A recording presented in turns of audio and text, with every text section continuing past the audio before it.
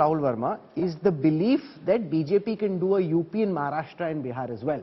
Bihar hasn't proven to be as easy to polarize for the BJP as Uttar Pradesh has. Can the BJP do in Bihar and Maharashtra what they did in UP? It's possible. It's in the realm of possibility. See, I think what you have to think, one is that the RJD-JD alliance would be very formidable alliance in 2025 Bihar Assembly election. But when the national elections, Lok Sabha elections would happen in 2024, because it would be a different BJP, when Prime Minister Modi is on the ticket, it will be an equal challenger or perhaps a better challenger.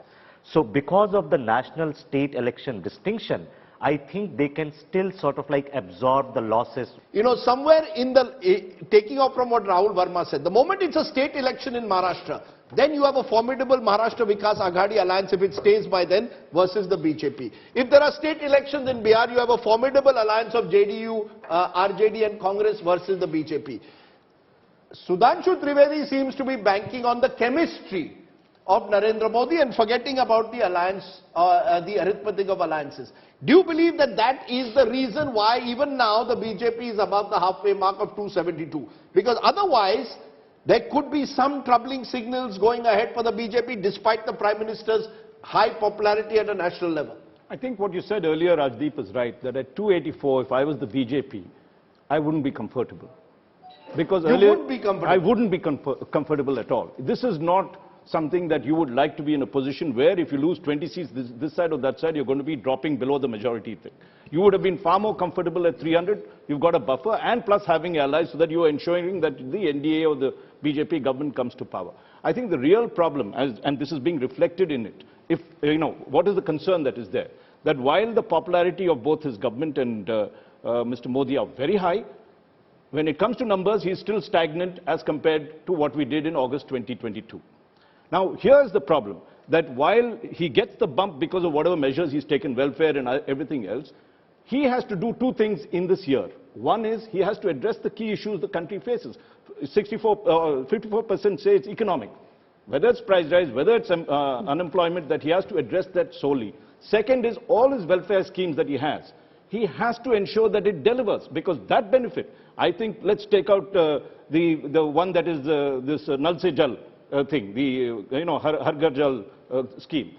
If he does well in that scheme, right, the female voter will come back in quite substantially. That will make the difference there. So the welfare schemes, the combination of that, the combination of ensuring that he is able to get jobs and prizes, I think will be the key determinant. You can take alliances and everything else as part of the problem. But these numbers, Raj, are coming at a time when the government is in governance mode. Right. The focus is on all these schemes and saturating delivery of public welfare.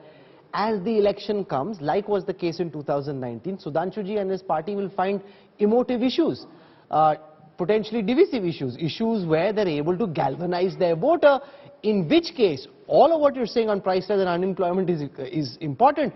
But Sudhanshuji, you'll pull something out which kind of charges voters up and then says, okay, let's leave some of these problems on the side.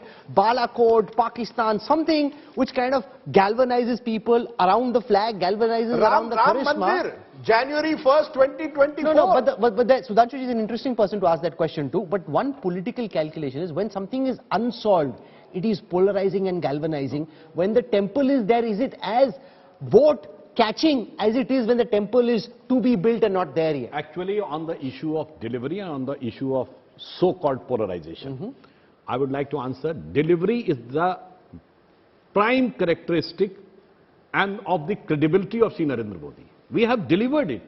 Whether it was Ujjwala Yojana, whether it was Ayushman Bharat Yojana, whether it was Ann Yojana, whether it was Kisan Samman Nidhi, that's how it, whether it was law and order in a state like Uttar Pradesh.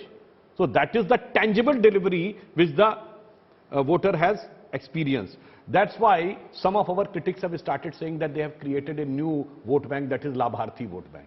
It is nothing, it was not vote bank. It was our commitment to the poor of the poorest section of the society. Now coming on the so-called divisive issues, I would like to say, hum karte hain kabhi. First thing, if attack on Balakot, how it can be polarizing in the favor of BJP?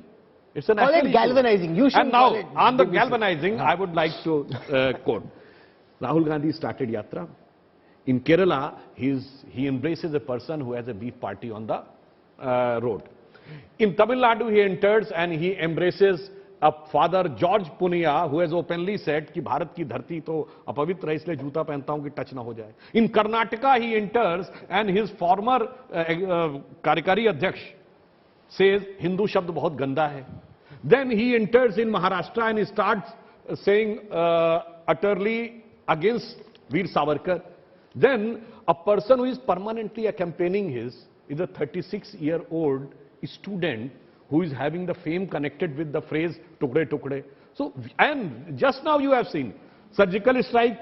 We need a proof. So we need not to do anything. Yep. It is they who try to polarize because they know that on the issue of delivery they cannot match with BJP. So the polarization starts from there.